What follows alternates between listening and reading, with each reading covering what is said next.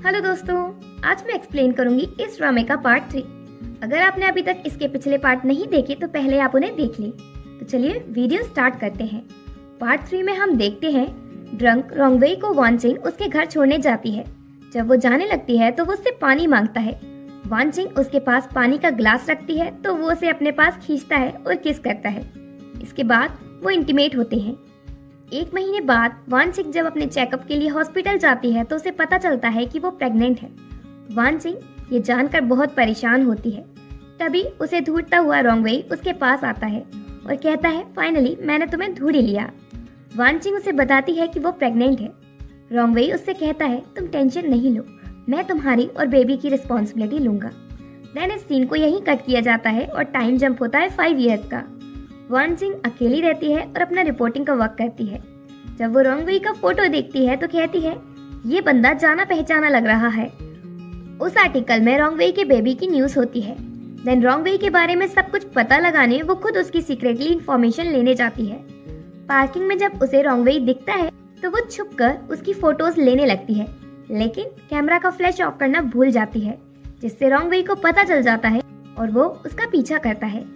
रोंगवेई उसके पास जाता है। वो भागने की कोशिश करती है पर रोंगवेई उसे पकड़ लेता है और जब वो उसका चेहरा देखता है तो कहता है, ये तुम हो? वानचिंग पूछती है, क्या हम एक दूसरे को पहले से जानते हैं? रोंगवेई उसे हक कर लेता है और कहता है, फाइनली मैंने तुम्हें ढूंढ ही लिया। वानचिंग उसे दूर करके पूछती है, तुम कौन हो और क्या मुझे जानते हो?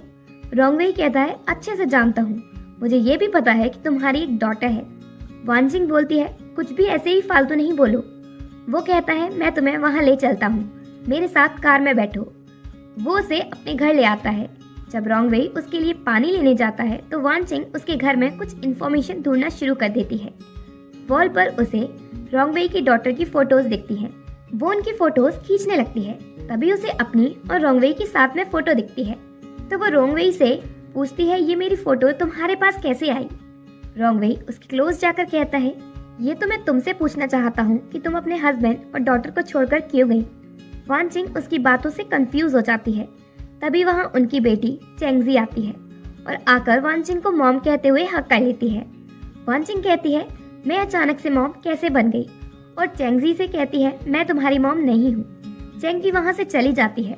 वानचिंग रोंगवेई से कहती है, मुझे पता है, मैं तुम्हारे बारे में न्यूज़ पोस्ट करने वाली थी, इसी वजह से तुम मेरे साथ ये सब कर रहे हो।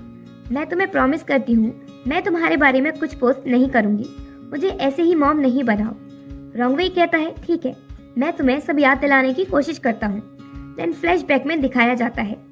रोंगवेई कहता है, जब तुमने मुझे अपनी प्रेगनेंसी के बारे में बताया तो मैंने सोचा कि मैं तुम्हें और अपने बेबी को बेस्ट लाइफ दूंगा, जिसके लिए मैंने एक ड्रामा ज्वाइन किया। शूटिंग के लिए मैं 10 मंथ्स के लिए बाहर चला गया।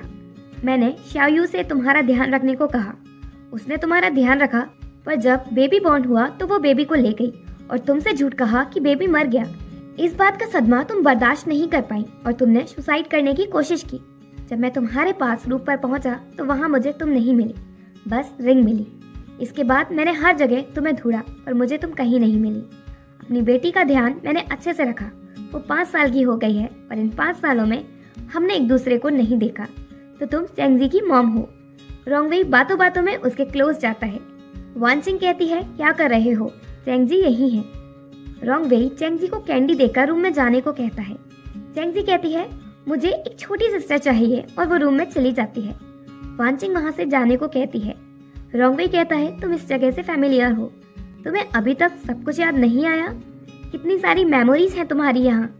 वानचिंग कहती है, मुझे कुछ याद नहीं है और तुम झूठ बोलकर मेरी याददाश्त भी वापस नहीं ला सकते। रोंगवेई उसके क्लोज जाकर कहता है, मुझे ध्यान से देखो, क्या कुछ याद आता है? वानचिंग को कुछ याद नहीं आता तो रोंगवेई कहता है, शायद तुम्हें ये याद होगा। रोंगवेई अपनी लास्ट कोशिश करता है कि शायद उसे सब कुछ याद आ जाए और इसी के साथ पार्ट 3 एंड होता है।